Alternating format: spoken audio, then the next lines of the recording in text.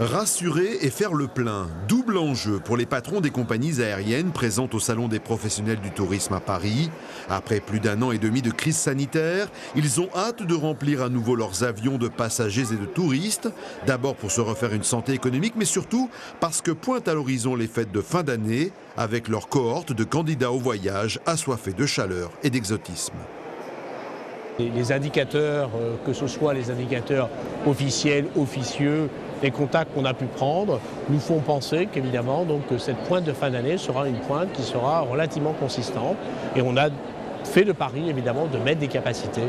Donc pour la pointe de fin d'année à partir, je dirais, de la mi-décembre jusqu'à la fin du mois de janvier. Depuis quelques semaines, on sent une reprise des réservations. On sent qu'il y a une envie de voyager. Donc on peut espérer d'ailleurs que si la situation sanitaire s'améliore, on verra un effet rebond. Bon, on constate que La Réunion se comporte bien. On a de bonnes tendances sur La Réunion. La grosse incertitude, bien sûr, ce sont les Antilles. Même la compagnie polynésienne fait le pari de la venue de touristes à Noël à Tahiti, malgré l'éloignement de l'Hexagone. On va mettre des vols en place. On en a déjà mis d'ailleurs, en tout cas sur la fin de l'année et le début de l'année, on a déjà chargé des fréquences. On garde une certaine souplesse.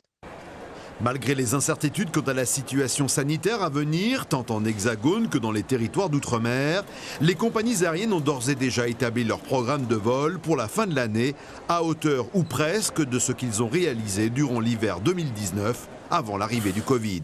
C'est dire leurs espoirs et leurs attentes pour cette fin d'année. Les premières tendances des réservations auprès des agences de voyage et des tours opérateurs pour la haute saison hivernale sont bonnes. Les territoires d'outre-mer et surtout les Antilles se classent pour l'heure dans le top 10 des destinations programmées par les Français de l'Hexagone cet hiver. On a évidemment un scénario où, certes, la pandémie est évidemment présente, mais la vaccination et la prise de conscience, que ce soit d'ailleurs en métropole ou que ce soit d'ailleurs à La Réunion, est quand même de plus en plus forte. Et je pense que le scénario qu'on privilégie aujourd'hui, c'est une reprise de l'activité progressive, évidemment, et tendanciellement, pour un retour à une forme de normalité, je dirais, à partir de la fin de l'année, pour la pointe de la fin d'année. Toute cette frustration accumulée pendant 18 mois, toute cette envie de voyager, elle va vouloir s'exercer. Les gens ont envie de voyager, les gens ont envie de partir, les gens ont envie de se faire plaisir, ont envie de se détendre. Cet appétit de voyage et d'exotisme des touristes de métropole pour cet hiver est d'autant plus une aubaine pour les compagnies aériennes qu'elles vont devoir commencer à rembourser les prêts et les aides de l'État qui leur ont permis de survivre pendant la crise Covid. Au regard des dettes accumulées durant près de 2 ans et des équilibres financiers très fragiles, les transporteurs du ciel jouent presque leur survie sur cette saison hivernale. Tous croisent les doigts pour que la pandémie s'éloigne et que les touristes reviennent.